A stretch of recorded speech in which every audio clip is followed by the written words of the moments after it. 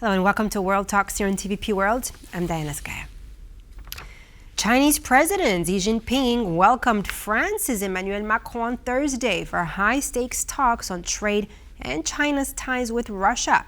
Macron arrived with more than 35 top French business leaders pressing for mutual investment to make trade between the two sides more balanced.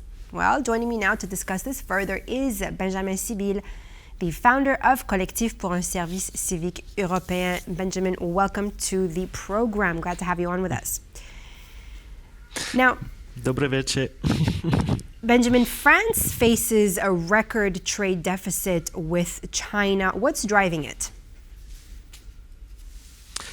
I imagine that France is facing the same issues that the most of the Western world is regarding trade with China. France, like many modern economies, a net importer of manufactured goods from China, but also more and more services. We could just think about something like TikTok, which is driving also a services deficit. On the other side, France is also an exporter of many manufactured goods to China. We could think, for instance, about not only a French product, but a European one, actually, like Airbus planes that continue to be exported in this country and region of the world. I mean, you did say Airbus. Let me ask you, how do you think that China's tech self-sufficiency actually affects the French giants like Airbus, like BNP Paribas, for instance? I think that actually one of the critical issue regarding the trade with China is not so much about who is exporting what or who is importing what, but about scarcity. Sometimes that could be accused of being artificial entertain scarcity on some products. The main one and a critical strategic one are rare earths. And actually, it's maybe not a coincidence that on the very day President Macron did his tour to China and arrived on the Chinese soil, there was an important decision taken at the European Parliament about the strategic control of rare earth and trying to be a little bit less dependent from China on this, because China is still providing above 80% of those products were critical not only to produce electronics, and in our current days you cannot produce trains, you cannot produce planes without those electronics. It's present in our daily life, in all our tools, including in producing, but also those are critical material necessary to produce modern warfare and weapons. And with the current rearmament in all countries of Europe, and we know that France is still one of the biggest weapon industry of Europe, it is very strategic and critical indeed to be autonomous and to have like a reliable trading partners on this. Benjamin, but we have here, Macron saying, he wants mutual investment. What does that mean exactly? Is a balanced trade relationship really possible? It's probably two main things. First, China has been a very big investor in France. Maybe the most emblematic thing is a massive investment of Chinese investors in wine production in France, but also on some key markets in the French economy, like luxury industries. They are very big importers of those goods, which are important for the French economy. But at the same side, we have also to think that for a long time, Chinese market has been quite closed. It is possible to produce in China. It is possible, of course, to import from China. It's not always so easy to export to China to access this market.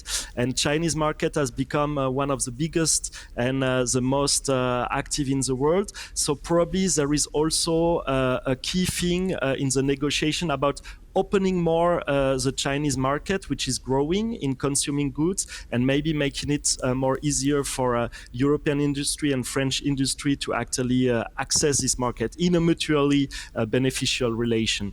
Right, that's one thing I wanted to ask you, but you answered it right there. Benjamin, with Macron going to see Xi Jinping, let me ask you this: what role do you think that French investors or French businesses actually played in shaping Macron's strategy in China? We are living currently in a world, if it was ever different actually, but where geopolitics is always present in everything that is happening. This is true for culture. We could have seen it, for instance, in the last Olympics. This is true also, of course, for diplomacy in general, and we have to remember what's happening currently in Ukraine, but also in the Near East. And of course, this is very much true in terms of trade and economy.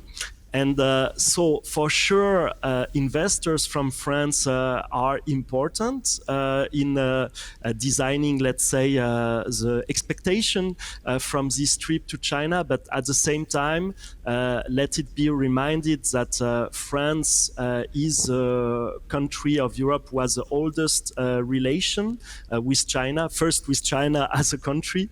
It is very old since the Middle Age, but also with the Popular Republic of China. It was the first country, a part of the United Kingdom, to recognize the Popular Republic of China. So this is also maybe a bridge towards other important matters that have to be discussed, especially what's happening with Russia. I know, Benjamin, you are mentioning Russia. So, I mean, here we have Macron in Beijing, and then we have Putin in India. What is timing telling us here? I mean, on the sidelines, we have these two meetings happening with all these leaders here. I mean, do you think that the fact that Macron is in China right now, do you think that it's actually going to influence China's position? I mean, you mentioned the war in Ukraine. So on the war in Ukraine? There is a saying about among diplomats, which is you can only negotiate and actually discuss something meaningful with people you don't agree with.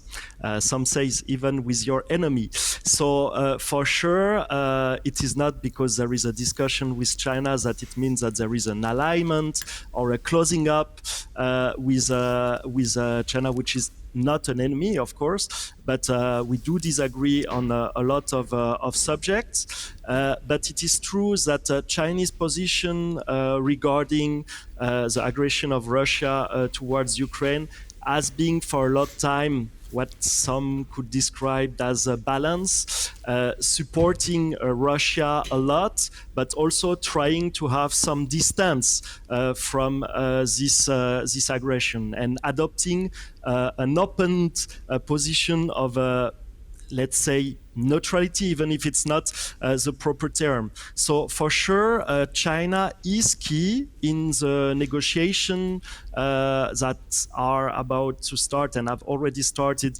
with Russia. The position of China is very important in understanding what's happening in the world. So to answer your question, everything is connected, for sure. Putin being in India, President Macron being in China, are related in some way.